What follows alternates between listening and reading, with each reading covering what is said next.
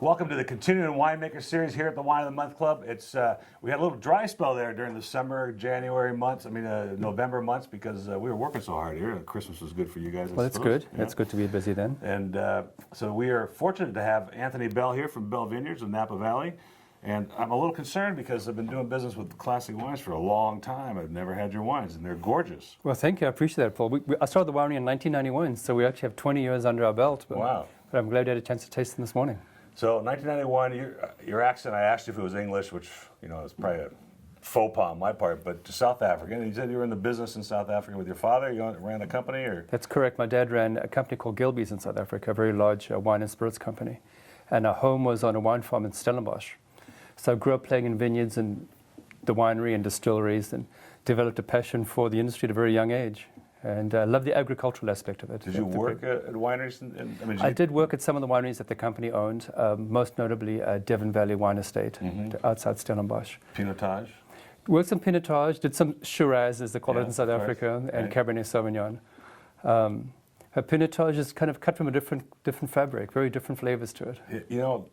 I get a lot of South African wines here and love them, most of them, but that Pinotage and some of the other wines that come from that area have that creosote sort of tar character. Is that from the grape, or is that from the soil, is that from the terroir? What?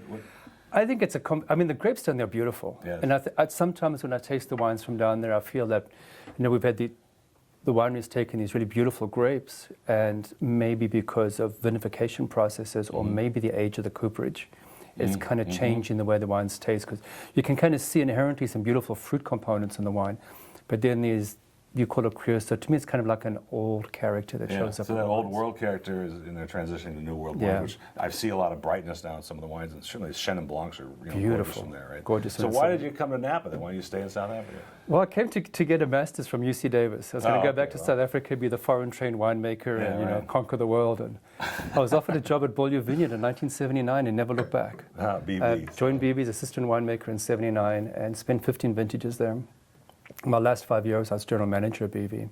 But during those 15 years, I had a chance to really move winemaking back to the vineyards. I drew the boundaries for the Canaris appellation. I worked in the creation of Rutherford and Oakville appellations. Wow. Had the first grower relations program in Napa Valley.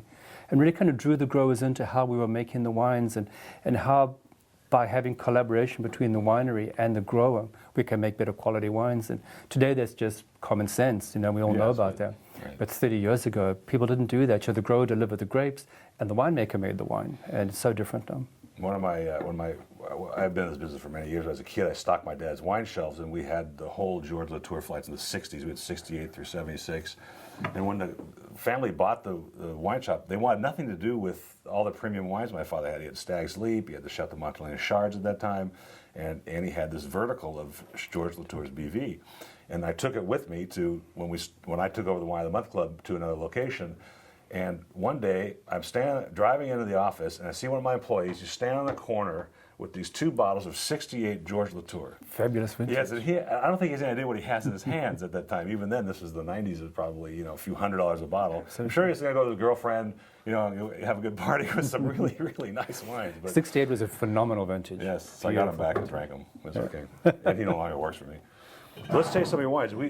Gorgeous wines. We'll start with the Sauvignon Blanc. This is the 2009.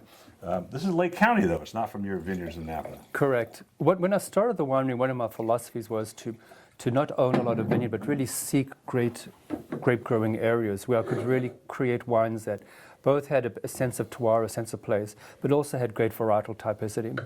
And Lake County, in the 70s, there were some wineries making fabulous Sauvignon Blancs from up there. And I think the climate up there is just terrific for the varietal. We have those very cold nights, which give us good natural acidity in the wine and retains a lot of the beautiful Sauvignon Blanc varietal character. But the days get very warm, and it allows Sauvignon Blanc to grow out of those herbaceous, grassy, grapefruity characters. And you get much more of what I like in this wine is kind of a clean Christmas, just a wonderful aperitif wine, a great sundowner style wine.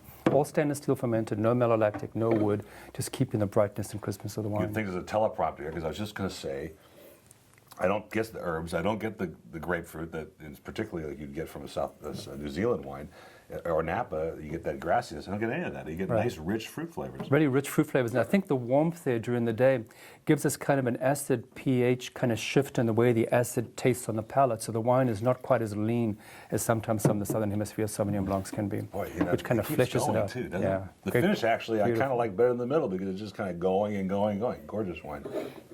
And the viscosity is wonderful in this. Yeah, again, I think it's that nice. I leave it on the yeast leaves for a little bit at the end of the fermentation just to kind of flesh out the palate a bit. But we get that lovely texture on the palate. Another example of the same sort of philosophy that I thought, this is the 07, which look at the color, it's an 07, you'd never know that. But this tastes like Chardonnay. You're not overdoing the oak. It's got some new oak in it. It was like 3%, but so you get the nuances of the oak, but I'm getting good Chardonnay flavors, lots of green apples and lots of different mid-palate fruits. And that was really, again, our intention with this one, produce a wine that tastes like Chardonnay and smells like Chardonnay. This is grown on the winery estate in Yarnford. It's 86% stainless steel fermented and 14% barrel fermentation, but in older barrels, as you mentioned, only 3% new oak. And what I do during the fermentation process is I'll take some of that wine in stainless steel out of tank into these older barrels, let it finish the primary fermentation in the barrel, add the malolactic and go through the malolactic fermentation, and then clean the wine up. And then right before bottling, add some of that back to the stainless wine, just to kind of round out the palate and again give that nice roundness. And I think one of the beautiful things that this wine is showing right now is as it's getting some time in the bottle, the fruit and the acid have become kind of symmetrical and bringing almost a kind of a sweet mid-palate and sweet length to the wine, just a beautiful finish to it. You're right, the mid-palate is rich and there's almost a sweet component, but there's no sugar in There's this, no sugar in it. right? It's just that acid and the fruit kind of merging, becoming one. Gorgeous example of Napa Valley Chardonnay that's not overdone. That's the key. Yeah. Now, we had a choice between another wine. I like to do 4 wines in these things, and we had a Syrah blend, which is called Big Guy, which is in memory of the dog, or now in memory of the dog. And so I went with the root wine, the grape, which is the Syrah, and because this just was so fun. It has so much blueberry and strawberry and not too much smoke. It just got all kinds of Syrah character to it, and it's not so jammy. I don't get all that overdone sugar jam. How did that happen? This is a wine that has done amazingly well for us. It's from a single vineyard up in the Syrah foothills, just north of Yosemite, above Angel's Camp, called the Canterbury Vineyard. It's about 2,000-foot elevation. It's on some very shallow soils with a lot of shale in the soil. So we tend to get vines that struggle, which is Syrah is a good thing because Syrah tends to want to overcrop and have these larger berries, larger clusters. And on these shallow soils, we get kind of a natural concentration because the vine's struggling. And it's a fairly warm location, but what really kind of defines the wine, and I think it shows up in the comments that you're making, is that the vineyard is on a peninsula jutting out into the New Maloney's Dam. I see. And that's very deep and very cold. So we get what I call kind of an air conditioning effect coming off the lake on the warm afternoons.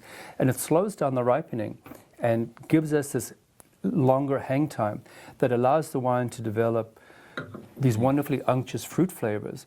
And we avoid the raisined, pruny characters. We don't get as much pepper as one sees. The green components are really subdued.